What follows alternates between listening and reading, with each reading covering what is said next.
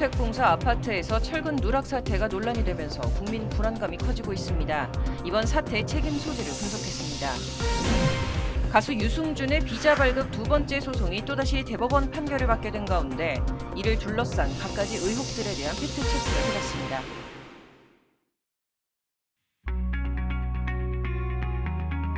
시청자 여러분 안녕하십니까? 로포커스 시작하겠습니다. 여러분이 살고 계신 곳은 안녕하십니까? 이른바 순살 아파트 파문이 확산하면서 지역마다 불안감이 커지고 있는데요. 전문가들은 혁신 정도의 변화가 없으면 고질병을 고치기 힘들 거라고 말합니다. 알면서도 못 고치는 건설업계의 비리와 이번 사태 책임 소지를 석대성 기자가 분석했습니다. 서민과 저소득층을 두 번 울린 LH 부실공사 사태. 실태가 드러난 건 인천 검단의 아파트 지하주차장 붕괴였습니다. 뼈대 없는 건물을 치킨에 빗댄 순살 아파트 파문이 커지자 긴급 점검에 들어간 LH. 무량판 구조를 적용한 아파트 91곳 전수조사 결과 15개 단지에서 철근 누락 사실을 확인했습니다. 예견된 일이었지만 모두 외면했습니다. LH가 최근 5년간 부적법 행위를 한 건설업체와 건설사 관리자에게 벌점을 부여한 건 279건. 이 가운데 33%는 설계도서와 다른 시공을, 14%는 현장 안전관리를 소홀히 해 벌점을 받았습니다. 10%는 자재 등의 적합성 검토를 소홀히 했던 것으로 드러났지만 전수조사나 대책 수립 등의 조치는 없던 겁니다. 시간부분이 받았다고 좋아했는데 또 부실공사까지 그런 문제가 있으면 젊은 애들 힘들어서 어떡해. 사건이 터진 후 정리할 쟁점은 크게 세 가지. 하지만 어느 하나 녹록한 게 없습니다. 먼저 정부는 보강공사를 우선 추진하되 필요하면 손해배상과 계약 해지도 진행하겠다고 발표했습니다. 하지만 LH는 정부의 손해배상 공언이 난감한 모양새입니다. 손해배상은 현재 저희 검토 중인 사항이고 구체적인 내용은 아직 결정된 내용이 없습니다. 정부가 구체적 대책 없이 급하게 명단부터 공개하니 이런 혼잡을 불렀다는 비판이 나옵니다. 법조계는 배상액 산정 기준을 정하기 까다로운 것, 지체상금률과 별개로 유무형 손해를 추가 보상받긴 어렵다는 걸 짚습니다. 하자 보수에 소요되는 비용이 손해배상액이 될 텐데 입주자들은 그 정도 손해배상을 원하지는 않잖아요. 값 하락분이라던가 여러 가지 정신적 위자료 이런 것들까지 요구를 하고 있는 상황이기 때문에 이 부분 관련해서는 손해배상액을 산정하는 게 어렵죠. 두 번째는 유명무실 감리제도와 카르텔 문제입니다. 무량판 공법을 적용한 민간 아파트 293개 단지에 대해서도 안전점검에 나서겠다는 정부. 시공하자가 발견되면 문책하겠다는 엄포를 내놨지만 여론은 한마디로 너희부터 잘하란 분위기입니다. 특히 독립적 위치에 있어야 할 감리회사는 LH 정관을 앞세워 사업을 사실상 독식하고 LH는 부실한 관리, 감독을 방관하고 있다는 평가입니다. LH는 일단 철근 누락 아파트 15개 단지의 설계와 시공, 감리와 관련한 업체와 관계자를 모두 고발했습니다. 아울러 불법 재하도급도 단속하겠다는 방침이지만 결국 피해를 보는 건 입주민으로 길결합니다. 사고조사위 발표해서 책임 어느 정도 정리를 해줬잖아요. 그 이후에 이제 GS에서 전면 재시공하기로 해서 그 이후에는 입주민 배상 관련 내용은 아직 검토 중이고 구체적으로 확정된 내용은. 세 번째, 정치적 책임 여부입니다. 그들만의 이권 노름에 빠졌고 피해는 국민이 고스란히 받고 있습니다. 지금이라도 우리나라 주택건설 정책의 구조적 측면을 제대로 들여다봐야 할 때입니다. 또 한 번 이권 카르텔을 들고 나온 국민의힘. 문재인 정부 실책이란 점을 부각하며 야권을 압박 중입니다. 민주당도 물러서지 않고 있습니다. 수사할 부분은 수사를 의뢰하고 그럼에도 또 국정조사를 해야 된다 그러면 저희들은 국정조사를 마다할 이유가 없습니다. 인명피해가 없으면 미약한 행정처분과 가벼운 처벌 수위.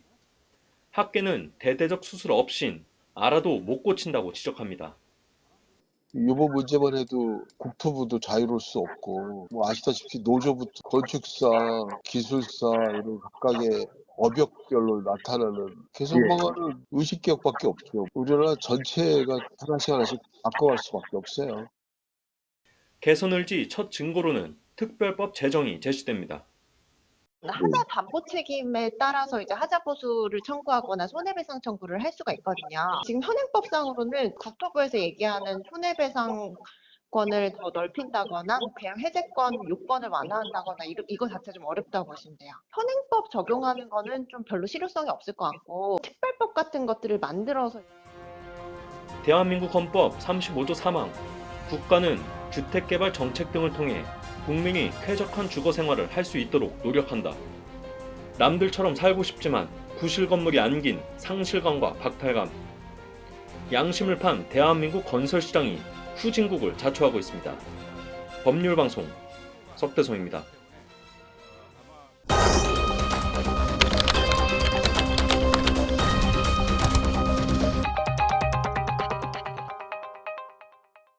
이번 주 핫클릭 유승준과 비자 소송 얘기입니다.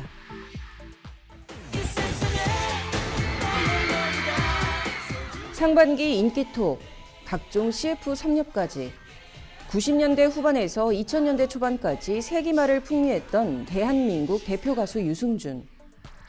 하지만 그로부터 약 20년 뒤 한국인 유승준이 아닌 미국인 스티브 유로 대중들 앞에 모습을 드러냅니다. 나라 배신하고 나라 팔아먹은 비겁한 X라고 정말 그렇게 생각하십니까? 아니 도대체 누가 그 생각을 당신에게 심어준 겁니까?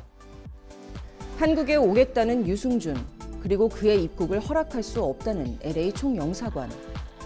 양측은 합의점을 찾지 못한 채 결국 지난한 법정 싸움에 들어갔습니다. 8년째 계속되고 있는 기나긴 법정 분쟁을 두고 이런저런 축출성 의혹들이 난무하는 상황. 지금부터 유승준 입국 금지에 대한 팩트 체크를 해보도록 하겠습니다. 첫 번째, 관광 비자와 재외 동포 비자 이슈입니다. 먼저 많은 사람들이 궁금해하는 건 유승준은 재외 동포 비자만 고집하느냐입니다. 그렇게 대한민국에 들어오고 싶으면 관광 비자도 있는데 왜 굳이 취업 활동이 가능한 재외 동포 비자로 들여오려고 하는 거냐? 한국 와서 돈 벌려고 하는 목적이 있는 것 같다 등의 비난들이 쏟아졌는데요. 정말 유승준은 의도적으로 재외 동포 비자만을 고집하고 있는 걸까요? 이는 오해입니다. 일단 유승준과 같은 미국인이 우리나라로 올 경우 관광 비자는 필요하지 않습니다. 상호주의와 국가 이익을 고려해 한국과 미국은 무비자 입국이 가능하기 때문입니다. 두 번째는 탈세와 영리 의혹입니다. 그렇다면 유승준이 10년 가까이 되는 시간 동안 끝없이 소송을 제기하면서 한국에 오려는 이유, 여러분들은 뭐라고 생각하십니까? 유승준의 입국 시도가 무슨 목적인지 정확히 알 수는 없지만 세금 문제가 얽혀 있다는 분석이 꾸준히 제기되고 있습니다. 탈세 관련 추측은 조금 무리가 있다는 게 전문가의 설명인데요. 직접 들어보시죠. 일각에서는 이제 유승준 씨가 영리 활동가 탈세 목적을 위해서 F4 비자를 신청했는 게 아닌가라는 얘기가 좀 나오고 있는데요. 이건 현실적으로 좀 무리가 있는 추측이 아닌가라고 생각을 하고 있습니다. 왜냐하면 유승준 씨가 한국에 들어와 현실적으로 이제 영리 활동을 할 가능성도 많지 않기도 하거니와 만약에 그렇게 영리 활동을 한다 하더라도 그 세법상 이제 거주자로 판단된다고 한다면 더 많은 세금을 한국에 낼 수밖에 없습니다. 세 번째, 재판의 쟁점입니다. 유승준과 LA 총영사관 사이 소송을 두고 소위 비자 소송이라고들 부르고 있죠. 그래서 많은 국민들이 재판의 쟁점이 비자 발급이라고 생각하시는 분들이 많습니다. 하지만 핵심은 입국 금지입니다. 그런데 유승준은 입국 금지 취소 소송이 아닌 비자 발급 소송을 제기하고 있죠.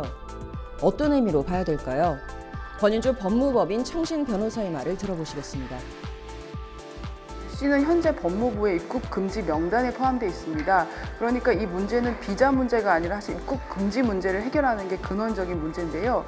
그래서 이제 소송을 하게 되는 것은 이 입국 금지 취소 소송에 앞서서 비자 발급 취소 소송에서 승소할 경우 법원의 분위기나 국민 여론상 전략적으로 유리한 위치에 서기 때문입니다.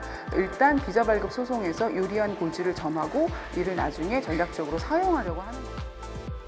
다만 그동안 승소 행진을 이어왔고 앞으로 남아있는 대법원 판결 역시도 유승준에게 승소 가능성이 높아 보이지만 한국으로 돌아오기는 힘들 것이라는 게 권 변호사의 관측입니다. 앞서 살펴봤듯 사실 법원의 판단이나 법리적으로는 이제 유승준이 고국으로 돌아오는 건 문제가 없어 보입니다.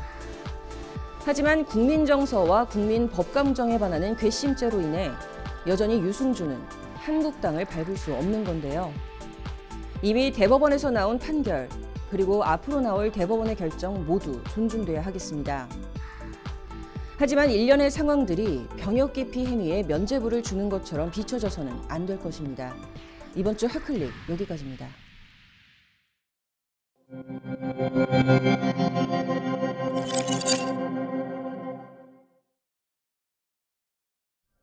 로포커스 신규 코너 완벽한 상속 세 번째 시간입니다.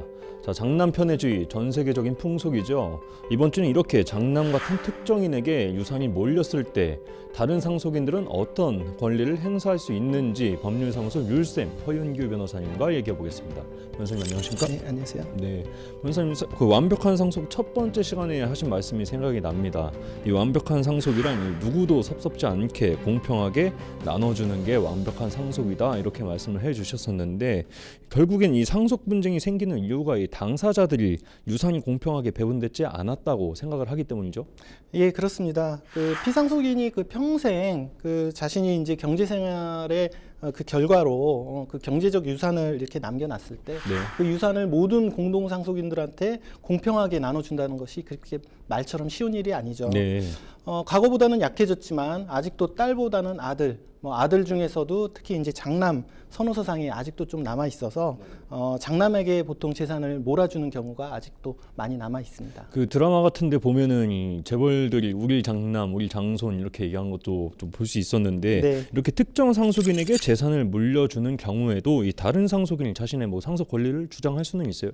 예, 그렇습니다. 일단 이 문제를 이해하시기 위해서는 상속재산이 어떻게 구성되는지를 좀 이해하실 필요가 있는데요.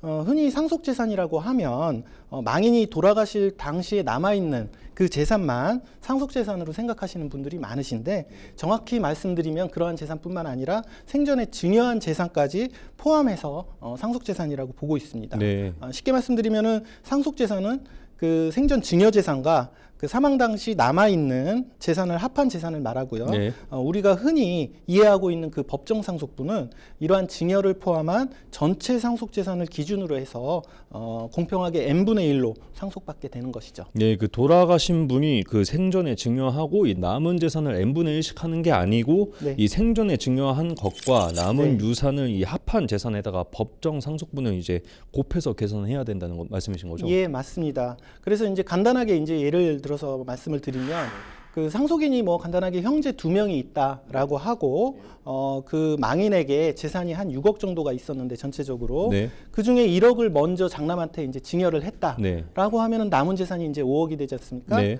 그렇다면은 전체 상속 재산은 6억이 되고요. 증여 부분까지 합쳐서 그걸 2분의 1씩 해서 3억씩 받아가야 되는데 네. 장남 같은 경우에는 1억을 먼저 받아갔기 때문에 남은 재산 5억에서 2억만 받아가고 네. 나머지 3억을 이제 차남이 받게 됩니다. 네. 그래서 이렇게 남은 재산에서 먼저 받은 증여를 공제하는 것을 특별수익의 공제라고 하고 있습니다. 특별수익의 공제, 그러니까 만약에 장남이 뭐 때를 써서 부모님한테 먼저 재산을 좀 가져가더라도 결국은 이게 상속된 재산에 포함이 된다는 거죠. 그렇습니다. 그럼 이제 6억 원 중에 1억 원을 부모님이 이 살아 계실 때 가져가도 결국에는 이 나중에 나눠야 할 동생과 나눠야 할 유산은 6억 원이라는 말씀이신 거죠? 맞습니다. 증여 같은 그 특별수익은 상속재산의 일부를 미리 줬다. 네. 즉 상속분의 성급이라고 보고 있습니다. 네. 그래서 미리 준 것뿐이지 상속재산이기 때문에 그런 재산까지 합쳐서 공평하게 이제 n분의 1로 가져가게 되는 것이고요. 네. 그래서 이런 증여 같은 그 특별수익이 있는 경우에는 그런 특별수익까지 고려해서 남은 재산을 그 상속인들이 어떻게 나눠 가질 것인지 그거를 조정하는 절차를 상속재산 분할 심판이라고 하죠. 네. 그런데 망인이 이제 뭐 재산을 증여로, 그러니까 뭐 살아 있을 때 이렇게 물려주는 경우도 있지만은 그렇지 않은 경우도 있어요. 이 유언으로 이 특정 상속인에게 네. 이 재산을 몰아주는 경우도 있을 텐데요. 네네. 이 그 유언으로 이제 재산을 주는 것을 그 유언에 의한 증여, 줄여서 유증이라고 하는데요. 이 유증도 증여와 마찬가지입니다. 아까 같은 사례에서 총 재산이 6억이 있었고 장남한테 이제 1억을 먼저 줬습니다. 그럼에도 불구하고 이 망인께서 장남을 또 특별히 이뻐하셔가지고 유언장으로 3억을 더 주겠다 이런 유언을 남겼다면은 네. 일단 먼저 1억은 먼저 가져가게 되고요. 네. 유언은 그 망인의 의사를 존중해서 그 유언으로 3억을 준다는 그 3억은 또 장남한테 기속이 되게 됩니다. 네. 그러다 보니까 전체적으로 6억 중에 4억을 먼저 가져가기 때문에 남은 재산 2억은 차남한테 기속이 되고 그 2억에 대해서 장남은 권리를 주장할 수가 없죠. 결과적으로 전체 재산이 4대 2로 이렇게 분배받게 되는 결과가 됩니다. 네, 그럼 결국엔 뭐 형이 뭐 많이 가져가고 동생은 적게 가져가도 이 형이 동생에게 돈을 줘야 할 이유는 없는 건데, 네, 여기서부터 조금 껄끄러워질 수도 있을 것 같습니다. 이 만약에 형제가 있는데 이 차남이 평생에 부모를 뭐 부양하고 모시고 살았고, 근데 부모님은 그래도 장남이 우선이다 이러면서 이제 장남에게 이렇게 유산을 만약에 몰아줬다 그러면은 네. 이럴 때 뭐 기여분이 인정되느냐 이것도 궁금하고, 이 기여분 청구할 시에 주의점도 좀 궁금한데요. 네, 보통 뭐 기여분에 대해서 자신이 이제 부모님한테 잘했다라고 하시면서 기여분을 주장하시는 분들이 많이 있는데요. 네. 기여분은 말 그대로 일반적인 기여가 아니라 아주 특별한 기여가 있어야 인정됩니다. 뭐 예를 들면 피상속인의 건강 상태가 아주 좋지 않아서 24시간 어떤 요 보호를 원하는 간병인이 필요한 경우인 것처럼 아주 심각한 상태인 경우에 보통은 간병인을 써야 되지 않습니까? 그런데 이제 어떠한 사정으로 간병인을 쓰지 않고 자신이 뭐 직장을 그만두고 또는 휴직을 내고 간병을 했다든지 이런 정도의 어떤 특별한 부양과 입증, 구체적인 사실관계가 있어야 인정이 되고 있습니다. 기여분은 객관적으로 이 어떤 일반적인 수준 이상의 특별한 기여를 했다는 점을 내가 입증해야 받을 수 있다는 점을 좀 유의하셔야 될 것 같습니다. 예, 그 무엇보다 이 부모는 평소 자신을 잘 모신 자녀에게 뭐 자체적으로 조금 기여분을 인정해 주시면 좋을 것 같고요. 또 자녀들은 부모님이 판단하신 이유가 다 있을 테니까 다투지 않고 부모님이 그렇게 해야지 마음이 좀 편하시지 않을까 싶습니다. 사람은 누구나 죽음을 향해 달려가고 있습니다. 언젠가는 이 유산을 처분할 때가 올 텐데요. 완벽한 상속 보시고 필요할 땐 전문가와 상담하면서 지금부터 철저히 대비하시기 바랍니다. 오늘 법률사무소 률쌤 허윤규 변호사님과 특별수익과 기여분에 대해서 얘기해봤습니다. 변호사님 감사합니다.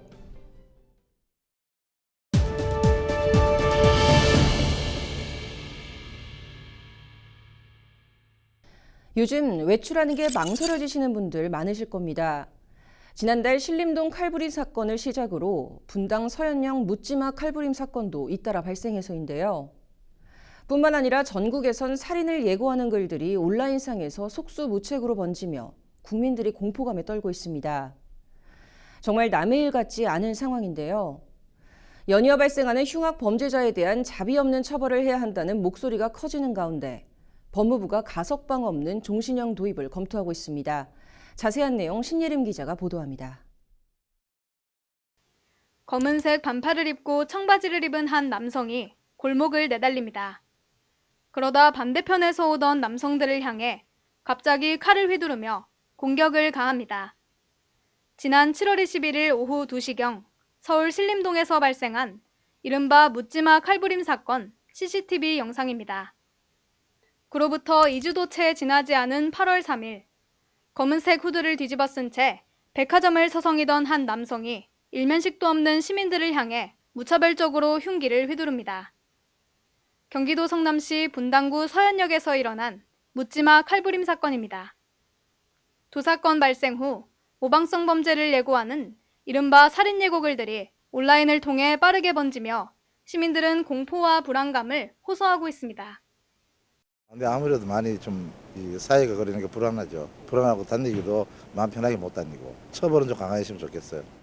학원 때문에 강남역을 맨날 와야 하는 상황인데 예고글은 또 계속 올라오고 그렇다 보니까 에어팟을 안 낀다든지 이런 식으로 좀 많이 조심하고 있는 것 같아요. 세상이 너무 흉흉해졌다고 많이 느껴져서 좀 무서웠어요. 사람들을 원래는 잘 안 쳐다보는데 괜히 한 번 더 쳐다보게 되는 것도 있고 애초에 불필요한 외출은 줄이려고 하는 것 같아요.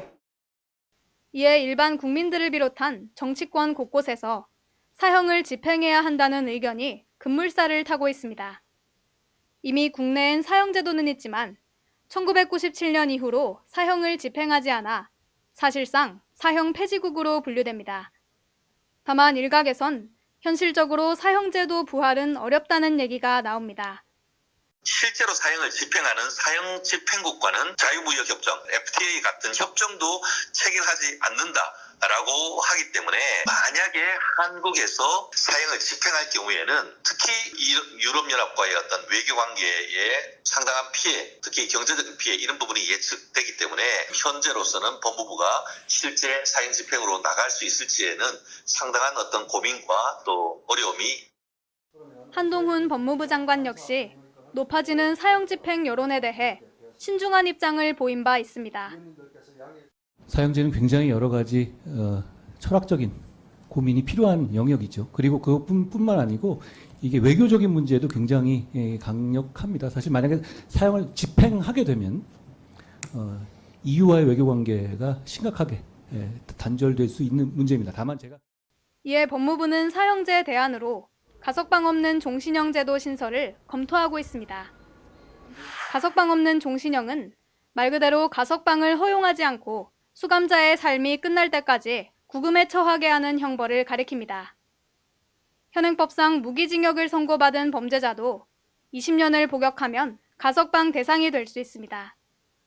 이 같은 제도가 주목을 받는 건 지난 몇 년간 가석방된 무기수가 매해 2자릿수 이상을 기록하고 있어 형벌의 취지가 무색하다는 지적이 계속돼 왔기 때문입니다. 법무부의 2023 교정통계 연보에 따르면 가석방된 무기수는 2017년부터 지난해까지 2017년 11명, 2018년 40명, 2019년 14명, 2020년 18명, 2021년 17명, 2022년 16명으로 조사됐습니다. 무기징역을 할 때 일단 사회에 나오지 않게 가석방 없이 계속 갔으면 좋겠어요. 영혼이 격리가 돼야 되거든. 그렇게 한번 그렇게 경종을 울려야.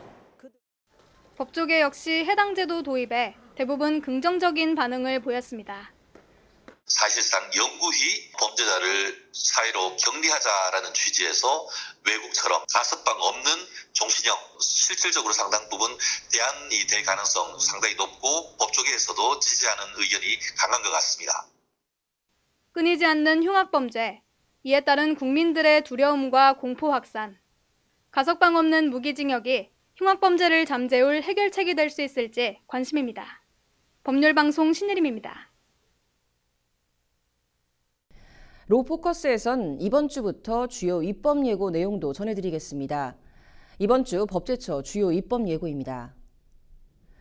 다자녀 양육자 임용 우대 근거를 마련하기 위해 정부가 국가공무원법 개정에 들어갑니다. 저출산 극복을 위해 다자녀 양육자에 대해서도 전부 등 인사관리상 우대가 가능하도록 법적 근거를 마련한다는 방침입니다. 아울러 영구적이던 미성년자 대상 성범죄자의 공직 임용 제한 기간을 20년으로 단축하는 개정안도 입법 예고됐습니다.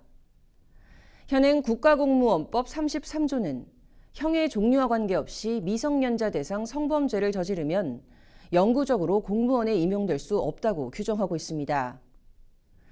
헌재는 지난해 11월 이 같은 규정이 과잉 금지 원칙에 위배돼 헌법상 공무 단임권을 침해한다며 재판관 6대3 의견으로 헌법 불합치 결정을 내렸습니다. 법제처 중심의 행정기본법 개정안 입법 예고도 있습니다. 처분 취소나 철회에 따른 손실보상 제도 근거를 마련하는 등 지난해 제정된 행정기본법 미비점을 보완합니다. 개별 법률마다 차이가 큰 가산금도 앞으로 대통령령으로 정하는 금액을 넘지 않도록 과징금 체납 가산금 상한에 대한 일반 규정도 마련합니다. 이번 주 로포커스 여기서 마치도록 하겠습니다. 시청해주셔서 고맙습니다.